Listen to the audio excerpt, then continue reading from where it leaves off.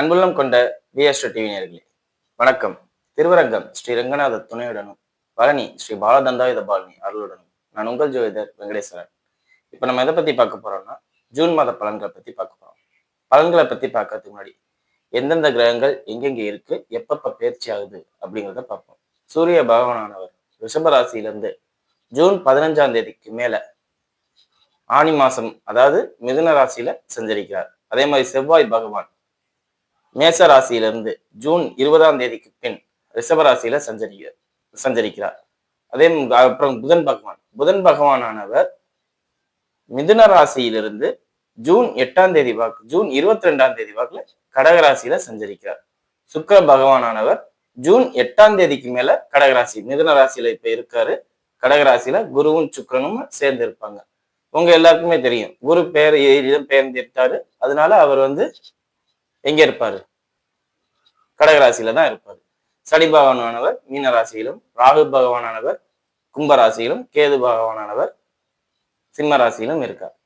இந்த மாதிரி இருக்கிறதுனால எந்த மாதிரி மாற்றங்கள் நிகழும்னு பார்த்தா, பொதுப்பா உலக ரீதியா நாட்டு ரீதியா என்ன நடக்கும் அப்படின்னு கேட்டா, அரசு சம்பந்தப்பட்ட துறையில இருக்கிறவங்க நிறைய சிறு சிறு ஒப்பந்தங்கள் இல்லாட்டி சிறு சிறு பயணங்கள் போயிட்டு வருவாங்க. வெளிநாடு வெளியூர் அப்படிங்கிற மாதிரி போயிட்டு வருவாங்க. இப்ப நம்ம கூட பார்த்துருப்போம் நியூஸ்ல, டெல்லி வரையும் நம்ம முதலமைச்சர் போயிட்டு வந்தாரு அப்படிங்கிற மாதிரி. அதே மாதிரி எல்லா அரசு சம்பந்தப்பட்ட இப்ப அதிகாரிகளுமே சிறு சிறு பயணங்கள் மேற்கொள்ள வாய்ப்பு அதிகம் அப்படிங்கிறத சொல்லலாம். சரிங்களா?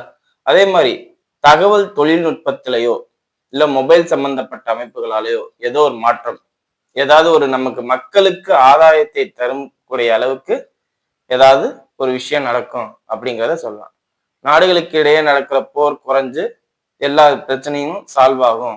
எல்லாமே நடைமுறையில நிகழ்வுக்கு சாதாரணமாகும். அதாவது இப்ப நமக்கே தெரியும், சிலிண்டர் ப்ராப்ளம், பெட்ரோல் ப்ராப்ளம் இப்படிங்கிறாங்க. அதெல்லாம் கொஞ்சம் கட்டுப்பாட்டுக்கு சரியா இருக்கும் அப்படிங்கிறத சொல்லலாம். சரிங்களா? மற்றபடி எந்த ஒரு பாதிப்புமே இல்லை, எல்லாமே பாசிட்டிவான விஷயங்கள் தான் நடக்கும் அப்படிங்கிறத சொல்லலாம். சரிங்களா? இது உலக ரீதியா. இப்ப வாங்க 12 ராசிகளுக்கும் எப்படி இருக்கும் அப்படிங்கிறத பார்ப்போம். மகர ராசி என்பர்களே, ராசிக்கு 5ஆம் இடத்தில் இருக்கும் சூரிய பகவான் ராசிக்கு 6ல போறார். இது வழக்குகளில் வெற்றி அப்படிங்கிறத சொல்லலாம். திடீர் வெளியூர் பயணங்கள், எதிர்பாராத வெளியூர் பயணங்கள் அப்படிங்கிறதையும் சொல்லலாம். சோ நினைக்காத விஷயங்கள் நடக்குது. இது ரெண்டுமே பொதுவா சொல்றது என்னன்னா, வழக்குகள்ல தோற்றுருவோம் அப்படிங்கிற ஒரு அமைப்பு உங்களுக்கு இருக்கும். அந்த வழக்குகள்ல வெற்றி அப்படிங்கிற அமைப்பு வரும். எதிர்பாராத பயணம்ங்கிறது நம்ம பிளான் பண்ணாம இருக்கிறதெல்லாம் நடக்குது அப்படிங்கிற மாதிரி. ஸோ இந்த மாசம் நீங்க பிளான் பண்ணாம வச்சிருக்க நிறைய விஷயங்கள் உங்களையே அறியாம நடக்கும் அப்படிங்கிறத சொல்லலாம். ராசியை வேற குரு பார்க்கிறார் அப்படிங்கும் போது நிறைய சர்ப்ரைசஸ், நிறைய திடீர் முன்னேற்றங்கள், ப்ரொமோஷன்ஸ் கூட கிடைக்குங்கிறத உறுதி சொல்ல முடியாது. எதிர்பார்க்காம நிறைய விஷயங்கள் நடக்கும் வாழ்க்கையை முன்னேற்ற மாதிரி. ஆனா அதுல எந்த மாற்றமும், அதாவது டெம்பரவரியா அன்னைக்கு ஒரு நாள் ஹாப்பி அப்படிங்கிற மாதிரி உள்ள மாதிரி தான் இருக்குமே ஒழிய, இது நிரந்தரமா மாற்றங்கள் இருக்குமா அப்படின்னு கேட்டா இருக்காது. சரிங்களா? ராசிக்கு 3ஆம் இடத்துல சனி பகவான் ராசியாதிபதி 3ஆம் இடத்துல குருவோட பார்வையில, உச்ச குருவோட ராசியையும் தொடர்பு கொள்றதுனால எல்லா வகையிலையும் நீங்க செய்த தவறுகள் மறைக்கப்படும் அப்படிங்கிறத சொல்லலாம். வாலண்டியரா நீங்களே பிரச்சனையை தேடி போவீங்க. வாலண்டியரா பிரச்சனையை தேடி போறது, வாலண்டியரா கடன் வாங்க போறது, வாலண்டியரா சர்வீஸ் பண்ண போறது. ஏன்னா சர்வீஸும் 6ஆம் இடம் தானே, ஏன்னா 6ல தானே சூரியன் போறாரு. அப்ப சர்வீஸ் பண்ண போறது, சர்வீஸ் பண்றதுனால பேரும் புகழும் கிடைக்கிறது, நிறைய விஷயங்கள் நடக்கும். வீட்டு லோன் சம்பந்தப்பட்ட விஷயங்கள், இல்ல வீடு சம்பந்தப்பட்ட அமைப்புகள்ல விற்பனை, அதாவது கடன், 4ஆம் பாவ ரீதியான கடன், விற்பனை, இழப்புகள் அப்படிங்கிற விஷயங்கள்லாம் இந்த காலகட்டத்துல நடக்கும் அப்படிங்கிறத சொல்லலாம். 4ல செவ்வாய் ஆட்சியா இருக்கு. ஏன் அப்படி நடக்குது? 4ல செவ்வாய் ஆட்சியா இருந்தாலும் ராசியாதிபதி 4க்கு 12ல இருக்காரு. சூரியன் அவரு 6ஆம் இடத்துல இருக்காரு. சுக்கிரனும் புதனும் ராசியில தொடர்பு கொள்றதுனால ஆடம்பரமா வாழணும் அப்படிங்கிறதான் நினைப்பீங்களே ஒழிய, இந்த நம்ம அந்த பணக்கார தோரணையில இருக்கணும் அப்படின்னு தான் நினைப்பீங்களே ஒழிய, ரியாலிட்டியே வேண்டாம் அப்படின்னு நினைப்பீங்க.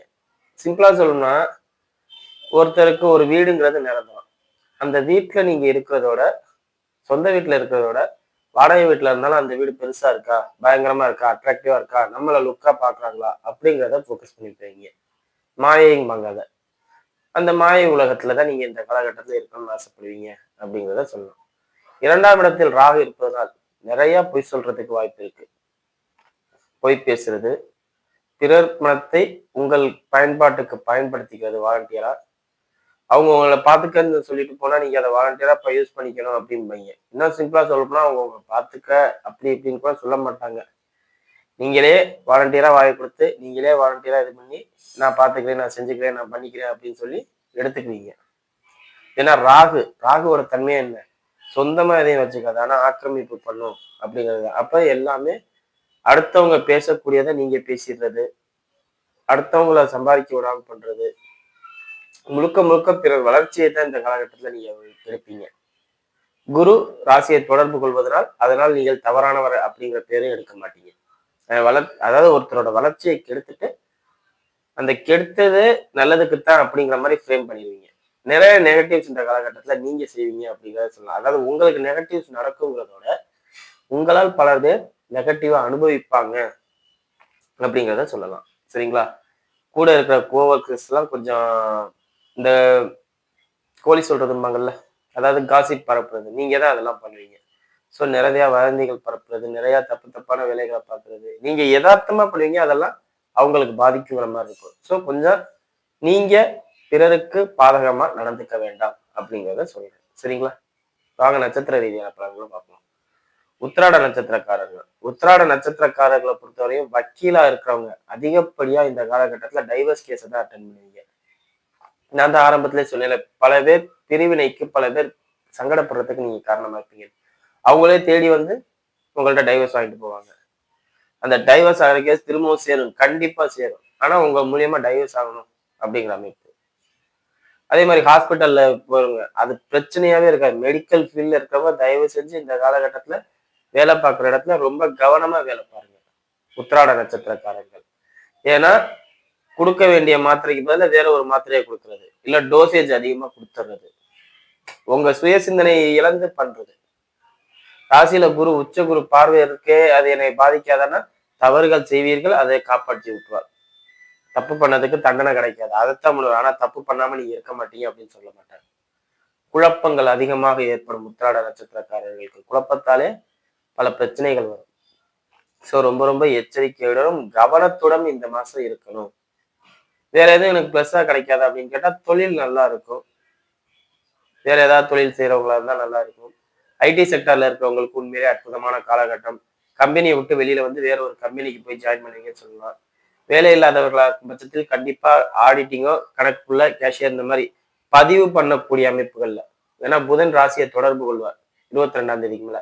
அப்ப பதிவு பண்ணக்கூடிய வேலைக்கு நீங்க போவீங்க. கணக்கு பண்றது, இல்லாட்டி புக் ஸ்டாருக்கு போறது, இல்லாட்டி லெக்சரரா போறது, டெம்பரரி லெக்சரரா போறது, இந்த மாதிரி புதன் ஆதிக்கத்துக்கு உட்பட்ட ஃபீல்ட்ல உங்களுக்கு வேலை வாய்ப்பு இருக்கு அப்படிங்கிறத சொல்லலாம். சரிங்களா? அடுத்தது திருவோண நட்சத்திரக்காரர்கள். திருவோண நட்சத்திரக்காரர்களை பொறுத்தவரையும் வேலை வாய்ப்புக்கு தான் முதல்ல முக்கியத்துவம். குறிப்பா அதிகப்படியா பணம் புழங்கக்கூடிய இடத்துல, இல்லாட்டி பைனான்ஸ் சம்பந்தப்பட்ட இடங்கள்ல, இல்லாட்டி பேங்க் ரிலேட்டட் கலெக்ஷன் ஏஜென்ட்ல, நகைக்கடையில, கோயில்ல, இந்த மாதிரி அதிகப்படியான வேலை வாய்ப்புகளை உருவாக்கி தரும் இந்த மாசம்.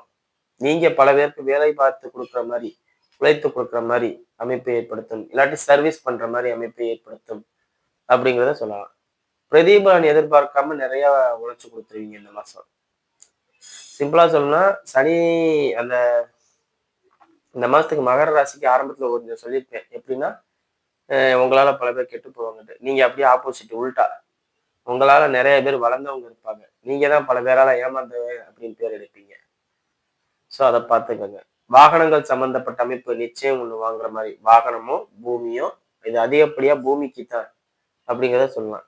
சமயத்துல யாருக்கு தெரியும், செங்கல் சூளை ஏற்பாடு பண்றது, தொழில் ரிலேட்டடா செங்கல் சூளை வைக்கலாமா அப்படின்னு கூட கேட்பீங்க. அதுவும் நீங்க தான். ஸோ செவ்வாய் ஆதிக்கம் முழுக்க முழுக்க பாசிட்டிவா உங்களுக்கு வேலை செய்யும் அப்படிங்கிறத சொல்லலாம். அப்படியே மற்ற 2 நட்சத்திரக்காரருக்கும் உங்களுக்கும் வித்தியாசமான பலன் தான். அவங்க 2 பேருக்கும் ஒரு மாதிரி நடக்கும், உங்களுக்கு ஒரு மாதிரி நடக்கும். மகர ராசி தான் கடைசியில. செங்கச்சூளையில நல்லா வருமானம் பண்றது, செங்கச்சூளை வைக்கிறது, அதே மாதிரி டிராக்டர் வாங்குறது, கனரக வாகனங்கள் எதா இருந்தாலும் வாங்குறது, இந்த மாதிரி அமைப்பை ஏற்படுத்தி கொடுக்கும். குழந்தை இல்லாதவர்களாக இருக்கும் பட்சத்தில் குழந்தை பாக்கியத்தை இந்த காலகட்டத்தில் ஏற்படுத்தி தரும் அப்படிங்கிறத சொல்லலாம். ஏன்னா குரு உச்சமாய் ராசியை தொடர்பு கொள்றார். அதனாலே அந்த குழந்தைகள் சம்பந்தப்பட்ட விஷயங்கள ஒரு இன்பத்தை, சந்தோஷத்தை குடுப்பார் அப்படிங்கிறதை சொல்லலாம். சரிங்களா? அடுத்தது அவிட்ட நட்சத்திரக்காரர்கள். அவிட்ட நட்சத்திரக்காரர்களை பொறுத்த நட்சத்திராதிபதி ஆட்சி, ராசி அதிபதி சனியோட பார்வையில, குருவோட பார்வையில, ராசியும் குருவோட பார்வையில. இது ஃபுல் அண்ட் ஃபுல் பிளஸ் தான்.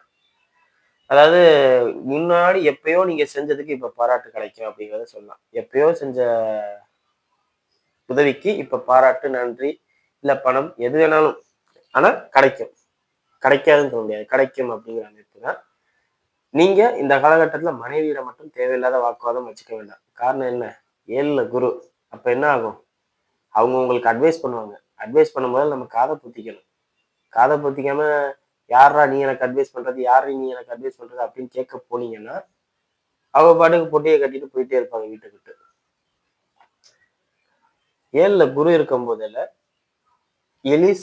சீக்கிரமா கணவன் மனைவி பிரிவினை ஏற்படுத்தும். பிரிஞ்சு போறது அமைப்பை ஏற்படுத்தும். காரணம் என்ன? அட்வைஸ் பண்றதுனாலே ரொம்ப அட்வைஸ் பண்றாங்க. எனக்கு அட்வைஸ் பண்ற அளவுக்கு நீ பெரிய ஆள் இல்ல.